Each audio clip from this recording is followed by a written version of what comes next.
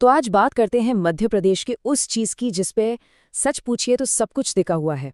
वहां की जमीन, वहां की मिट्टी। आइए इस राज्य की जो असली बुनियाद है ना, उसकी कहानी को थोड़ा समझते हैं। अच्छा, कभी सोचा है कि हमारे पैरों के नीचे जो जमीन है वो असल में है क्या?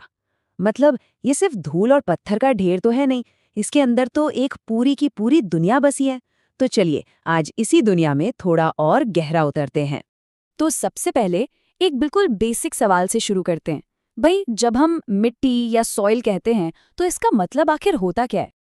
देखिए, मिट्टी जो है ना वो धरती की सबसे ऊपरी परत है, और कह सकते हैं कि इसी में जान होती है। ये बनती कैसे है? ये बनती है चट्टानों के टूटने से और पेड़ पौधों के गलने से। सोचिए, पहाड़ टूटते हैं, नदियां उन्हें बहाकर लाती हैं, सूरज, बारिश, ये सब अपना अपना काम करते हैं, और तब जाकर हजारों सालों में मिट्टी की एक पतली सी परत तैयार होती है। ठीक है, तो ये तो समझ आ गया कि मिट्टी बनती कैसे है। पर अब सवाल ये है कि मध्य प्रदेश में वहाँ कितने तरह की मिट्टी मिलती है? जवाब है 5। जी हाँ, पूरे मध्य प्रदेश की जमीन को हम मोटे तौर पर इन 5 तरह की मिट्टियों में बांट सकते हैं। ये नंबर याद रखना जरूरी है क्योंकि आगे की पूरी कहानी इसी पर टिकने वाली है। तो ये 5 प्रकार कौन कौन से हैं? देखिए, एक है काली मिट्टी, जिसे कपास की मिट्टी भी कहते हैं। फिर है लाल पीली मिट्टी, जिसका रंग लोहे की वजह से आता है। तीसरी है जलोढ़ मिट्टी, जो समझिए नदियों का दिया हुआ तोहफा है। और फिर है कछारी मिट्टी और मिश्रित मिट्टी, जिसमें कई गुण एक साथ मिले होते हैं। अब इन 5 में से भी एक मिट्टी है जो मध्य प्रदेश में सबसे ज्यादा फैली हुई है, और वो है काली मिट्टी। ये इतनी जरूरी है, इतनी ज्यादा फैली हुई है कि इसे और गहराई से समझने के लिए एक्सपर्ट्स ने इसका कह लीजिए अपना एक परिवार ही बना दिया है। बिल्कुल, क्योंकि काली मिट्टी राज्य के इतने बड़े हिस्से पर एक तरह से राज करती है, तो इसे और अच्छे से समझने के लिए 3 और छोटे छोटे ग्रुप्स में बांट दिया गया है। और ये 3 प्रकार कौन से हैं? पहली है गहरी काली मिट्टी, जिसकी परत काफी मोटी होती है। फिर आती है साधारण गहरी काली मिट्टी, और आखिर में है छिछली काली मिट्टी, जो सतह के काफी करीब होती है। और हाँ, ये जो बंटवारा है ये सिर्फ और सिर्फ इनकी गहराई के आधार पर किया गया है। तो चलिए अब थ्योरी से थोड़ा प्रैक्टिकल पर आते हैं और देखते हैं कि ये सभी मिट्टियां मध्य प्रदेश के नक्शे पर आखिर हैं कहाँ-कहाँ। तो अपनी ये मैपिंग की यात्रा शुरू करते हैं नक्शे के सबसे ऊपरी हिस्से से, यानी उत्तरी मध्य प्रदेश से। ये जो इलाका है, ये घर है जलोढ़ मिट्टी का, जो अपनी जबरदस्त उपजाऊ शक्ति के लिए जानी जाती है। इस नक्शे में अगर देखें तो चंबल जैसी नदियों के आसपास का जो पूरा इलाका है वो इसी जलोढ़ मिट्टी से बना है। होता क्या है कि नदियां पहाड़ों से एकदम बारीक कण बहाकर लाती हैं और यहाँ जमा करती जाती हैं। इसी वजह से ये जमीन खेती के लिए सोना बन जाती है। चलिए अब उत्तर से चलते हैं पूरब की ओर। यहाँ पर देखने को मिलता है लाल और पीली मिट्टी का एक बहुत बड़ा इलाका। ये देखिए, नक्शे का पूरा पूर्वी हिस्सा लाल और पीले रंग से भरा पड़ा है। अब सवाल है, ऐसा क्यों? ऐसा इसलिए है क्योंकि यहाँ की मिट्टी में आयरन यानी लोहा बहुत ज्यादा होता है। तो जब लोहे में नमी आती है ना, तो जंग लगने जैसा लाल रंग आ जाता है, और जब वही मिट्टी सूखती है तो उसमें पीलापन आ जाता है। सिंपल। और आखिर में चलते हैं उस इलाके की तरफ जो सही मायनों में मध्य प्रदेश की पहचान है, यानी इसका विशाल मध्य और पश्चिमी क्षेत्र, जो पूरी तरह से काली मिट्टी से ढका हुआ है। और ये नक्शा एकदम साफ साफ दिखाता है कि राज्य का जो दिल है, यानी इसका सबसे बड़ा मध्य और पश्चिमी हिस्सा, वो इन्हीं 3 तरह की काली मिट्टियों से ढका हुआ है, गहरी, साधारण और छिछली। तो सवाल उठता है कि ये सब जानने का फायदा क्या है? देखिए, जैसा कि एक्सपर्ट्स कहते हैं, किसी भी जगह पर कौन सी फसल उगेगी ये पूरी तरह से वहां की मिट्टी तय करती है। इसका मतलब ये हुआ कि ये नक्शा सिर्फ जमीन का नहीं है, बल्कि एक तरह से ये मध्य प्रदेश की खेती और उसकी पूरी अर्थव्यवस्था का नक्शा है। तो अगली बार जब भी मध्य प्रदेश का जिक्र आए तो इस नक्शे को जरूर याद कीजिएगा और ये सोचने की कोशिश कीजिएगा कि ये अलग अलग रंग की मिट्टियाँ आखिर कैसे तय करती हैं कि कहीं पर सोयाबीन उगेगा तो कहीं गेहूं और कहीं कपास। और फिर ये फसलें वहाँ के लोगों के जीवन को कैसे आकार देती हैं, इस पर सोचना तो बनता है। नमस्कार। चलिए आज एक सफर पर चलते हैं भारत के दिल यानी मध्य प्रदेश की उस बुनियाद को समझने जो दिखती तो नहीं पर सब कुछ तय करती है।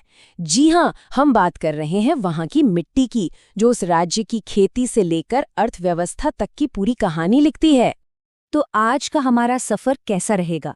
सबसे पहले हम समझेंगे कि ये मिट्टियाँ राज्य की बुनियाद कैसे हैं। फिर हम काली मिट्टी के राज को खोलेंगे और उसके अलग अलग रूपों को जानेंगे।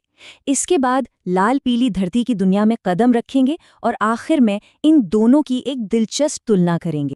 हाँ, तो जो भी हम आज बात करने वाले हैं वो सब इस गहरी पड़ताल पर आधारित है जो हमें मध्य प्रदेश की मिट्टी की रग रग से वाकिफ कराएगी। बहुत गहरा सवाल है ना? लेकिन क्या होगा अगर मैं कहूं कि इसका जवाब हमारी नजरों के सामने नहीं बल्कि हमारे पैरों के ठीक नीचे है? जी हाँ, हम बात कर रहे हैं मिट्टी की। तो चलिए शुरू करते हैं पहले हिस्से से। देखिए, मध्य प्रदेश की जो पूरी खेती है उसकी अर्थव्यवस्था वो असल में दो खास तरह की मिट्टियों पर टिकी हैं। यही हैं हमारी आज की कहानी के दो मुख्य किरदार। देखिए, ऐसा नहीं है कि वहाँ सिर्फ यही दो हैं, और भी हैं, पर ये दो सबसे अहम हैं क्योंकि राज्य का ज्यादातर हिस्सा इन्हीं से ढका है और यही तय करती हैं कि किसान अपने खेत में क्या उगाएगा।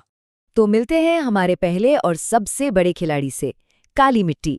इसे रेगुर मिट्टी भी कहते हैं और ये सिर्फ मिट्टी नहीं बल्कि एक असली पावर हाउस है। जरा सोचिए, मध्य प्रदेश का लगभग आधा हिस्सा मतलब 47.6% बस इसी काली मिट्टी से ढका हुआ है। ये एक आंकड़ा ही काफी है इसका दबदबा बताने के लिए।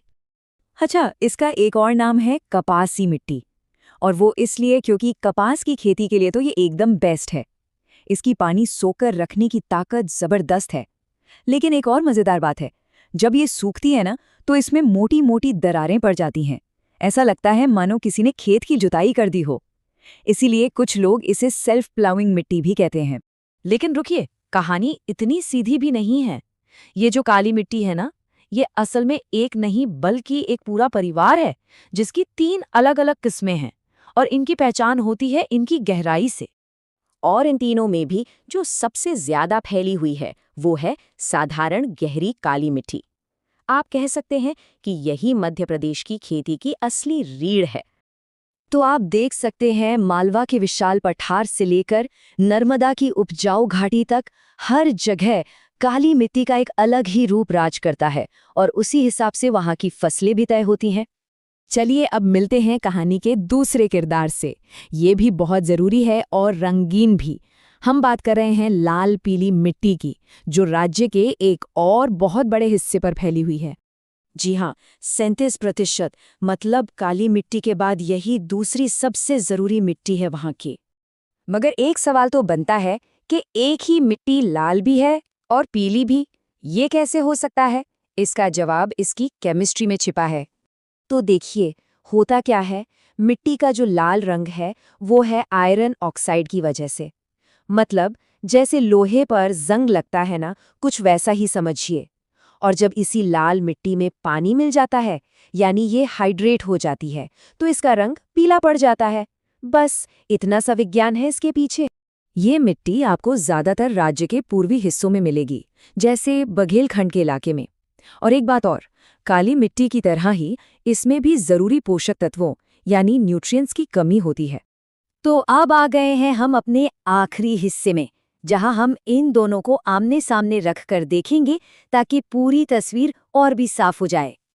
तो कुल मिलाकर कहानी क्या है? एक तरफ है काली मिट्टी जो स्पंज की तरह पानी सोखती है और कपास के लिए एकदम परफेक्ट है। दूसरी तरफ है लाल पीली मिट्टी जो ज्यादा पानी नहीं रोक पाती, इसलिए ये चावल और बाजरा जैसी फसलों के लिए बेहतर है।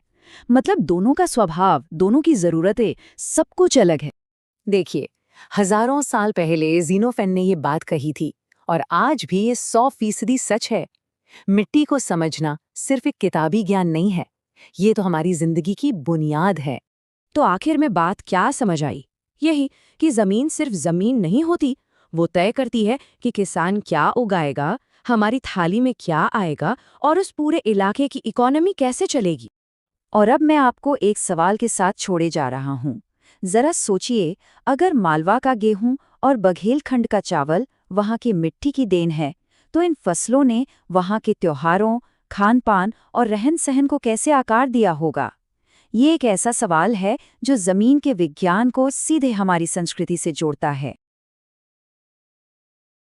नमस्कार। चलिए आज सफर करते हैं भारत के दिल मध्य प्रदेश का और जानते हैं उस बुनियाद को जिस पर इसकी पूरी कहानी टिकी है, यानी यहाँ की मिट्टी।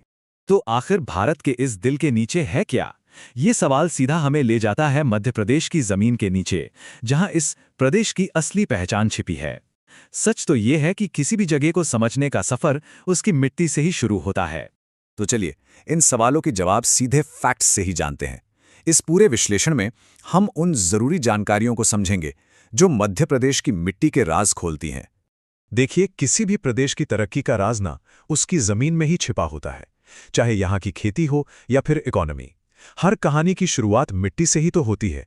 यहाँ एक तरफ नदियों के बनाए हुए उपजाऊ मैदान हैं, तो दूसरी तरफ पथरीले पठार भी।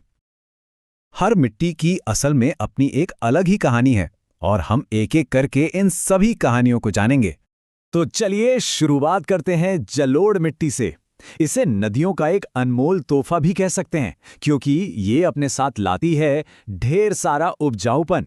इस मिट्टी के केमिकल कंपोजिशन को देखें तो इसका पीएच लेवल है 7, बिल्कुल न्यूट्रल। मतलब ना तो ये एसिडिक है और ना ही अल्कलाइन। हाँ, इसमें नाइट्रोजन और ह्यूमस थोड़ा कम मिलता है, लेकिन पोटाश और चूने की जो भरपूर मात्रा है ना, वही इसे बेहद कीमती बना देती है। और इसका फैलाव भी कमाल का है। पता है कितना? मध्य प्रदेश में लगभग 30 लाख एकड़ जमीन पर सिर्फ जलोढ़ मिट्टी है। यही वजह है कि ये इस प्रदेश की सबसे उपजाऊ और सबसे ज्यादा पाई जाने वाली मिट्टी है। ये मिट्टी ज्यादातर प्रदेश के नॉर्दर्न पार्ट्स में मिलती है। इलाके जैसे भिंड, मुरैना और ग्वालियर, जो अपनी उपजाऊ जमीन के लिए मशहूर भी तो हैं। और इसी मिट्टी के गुण इसे खेती के लिए इतना अनमोल बनाते हैं। गेहूं, गन्ना और सरसों जैसी फसलें इसमें खूब उगती हैं, जो इस इलाके की इकोनॉमी की कह सकते हैं जान है। चलिए अब मध्य प्रदेश के दूसरे इलाकों का रुख करते हैं, देखते हैं कि वहां जमीन के नीचे क्या है। तो अब बात करते हैं मिश्रित मिट्टी यानी मिक्स्ड सॉइल की। जैसा इसका नाम है, ये लाल, पीली और काली मिट्टी से मिलकर बनी है और ये खास तौर पे मिलती है बुंदेलखंड रीजन में। लेकिन हाँ, इसमें नाइट्रोजन और फॉस्फेट की कमी एक बड़ी चुनौती जरूर है। तो इन दोनों मिट्टियों में बड़ा फर्क साफ दिखता है। जलोढ़ मिट्टी जहां बहुत फर्टाइल है, वहीं मिश्रित मिट्टी में उपजाऊपन काफी कम होता है और इसीलिए इसमें गेहूं या गन्ने की जगह मक्का और ज्वार जैसे मोटे अनाज उगाए जाते हैं। लेकिन ठहरिए, मध्य प्रदेश की मिट्टी की कहानी यहीं पूरी नहीं होती। सदर्न डिस्ट्रिक्ट्स जैसे छिंदवाड़ा और बालाघाट में लेटेराइट मिट्टी मिलती है और ये मिट्टी कॉफी जैसी कीमती फसल के लिए एकदम परफेक्ट है। लेकिन इस अनमोल खजाने पर एक बड़ा खतरा भी मंडरा रहा है।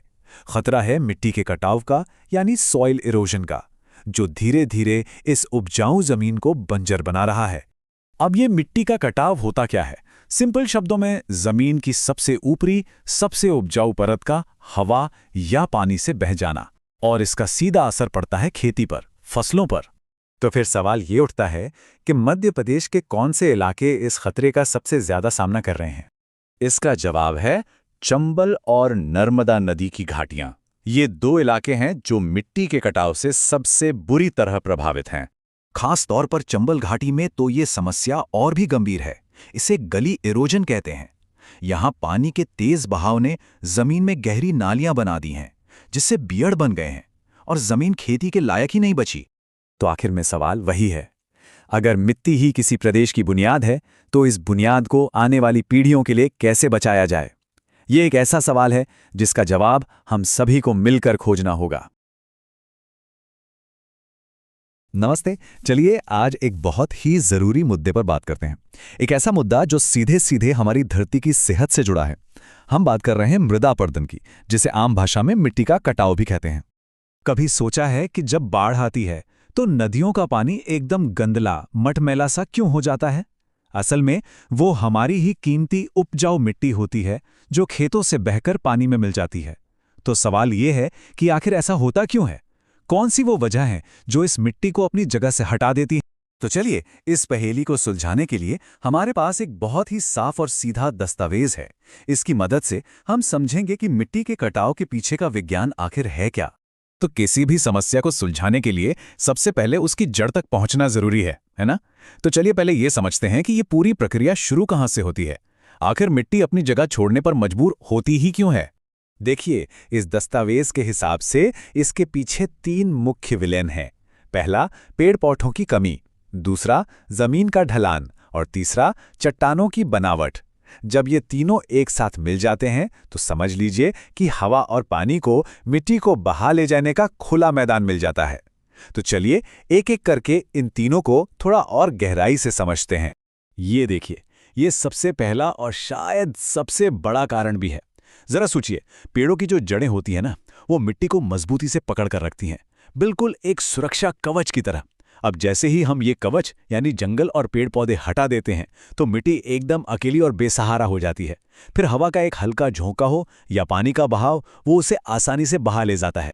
सिर्फ पेड़ पौधे ही वजह नहीं है, जमीन की बनावट भी बहुत मायने रखती है। आप खुद सोचिए, जो पहाड़ी या ढलान वाले इलाके होते हैं, वहां जब तेज बारिश होती है तो पानी कितनी तेजी से नीचे आता है ना? वो पानी अपने साथ रास्ते में आने वाली हर चीज को बहा ले जाता है और सबसे आसानी से बहती है हमारी उपजाऊ मिट्टी। और तीसरा कारण है चट्टानों की प्रकृति। इसे ऐसे समझिए, जहां जमीन में मजबूत कठोर चट्टानें होती हैं, वो एक दीवार की तरह कटाव को रोकती हैं। लेकिन जहां जमीन नर्म मिट्टी वाली होती है, वो तो बस रेत के टीले जैसी होती है। पानी या हवा की एक लहर आई और वो बह गई। तो जाहिर है, जहां जमीन नर्म होगी वहां कटाव का खतरा भी कई गुना ज्यादा होगा। ठीक है, तो कारण तो समझ आ गए, लेकिन अब सबसे बड़ा सवाल, क्या इसे रोका जा सकता है? क्या हम कुछ कर सकते हैं अपनी इस कीमती मिट्टी को बचाने के लिए? जवाब है हाँ, बिल्कुल कर सकते हैं। और अच्छी बात यह है कि इस मामले में हम बिल्कुल लाचार नहीं हैं। हमारे पास कई कारगर तरीके हैं। तो चलिए अब जरा इन उपायों पर भी एक नजर डाल लेते हैं। देखिए, ये लाइन कितनी सीधी और सरल है, लेकिन इसी में पूरी समस्या का हल छिपा है। ये दस्तावेज साफ साफ कहता है कि मिट्टी के कटाव को रोकने का सबसे अच्छा, सबसे मजबूत तरीका है पेड़ लगाना, यानी कि वृक्षारोपण। कितना सीधा साधा लॉजिक है ना? समस्या क्या थी? पेड़ों की कमी। तो समाधान क्या हुआ? और ज्यादा पेड़ लगाना। ये बिल्कुल वैसा ही है जैसे प्रकृति के उस बिगड़े हुए संतुलन को फिर से ठीक करना। ठीक है, पेड़ लगाना तो एक उपाय है, लेकिन उन जगहों का क्या जहां कटाव की वजह से जमीन पूरी तरह से बीहड़ या बंजर हो चुकी है? क्या वहां भी कुछ किया जा सकता है? जी हां, उसके लिए भी एक पूरा प्लान है। दस्तावेज के मुताबिक ये 3 स्टेप्स की एक प्रक्रिया है। सबसे पहले उस ऊबड़-खाबड़ जमीन को समतल किया जाता है, उसे एक बेस दिया जाता है। इसके बाद मेड़ बनाकर पानी के बहाव को कंट्रोल किया जाता है और फिर आखिर में वहां पर सही तरह के पौधे लगाकर उस जमीन को एक नई जिंदगी दी जाती है। अब ये मेड़बंदी क्या है? इसे आप ऐसे समझ सकते हैं कि ढलान पर छोटे छोटे स्पीड ब्रेकर बना दिए जाते हैं। इनसे होता यह है कि तेजी से बहते हुए पानी की रफ्तार कम हो जाती है और वो अपने साथ कीमती मिट्टी को बहाकर नहीं ले जा पाता। तो हमने अलग अलग तरीके देखे, लेकिन घूम फिरकर बात एक ही जगह पर आती है, वही मूल मंत्र। चाहे बंजर जमीन को सुधारना हो या ढलानों को बचाना हो, हर उपाय के केंद्र में पेड़ लगाना ही है। यह सबसे नेचुरल और सबसे टिकाऊ तरीका है। और ये सब हमें एक बहुत जरूरी सवाल पर लाकर खड़ा कर देता है। ये जान लेना कि पेड़ लगाना ही उपाय है, ये तो ठीक है, लेकिन भूमि संरक्षण के इतने बड़े लक्ष्य में एक आम इंसान का क्या योगदान हो सकता है? क्या ये सिर्फ एक पेड़ लगाने जितना आसान है या फिर बात इससे कहीं आगे की है? ये एक ऐसा सवाल है जिस पर हम सबको सोचना चाहिए।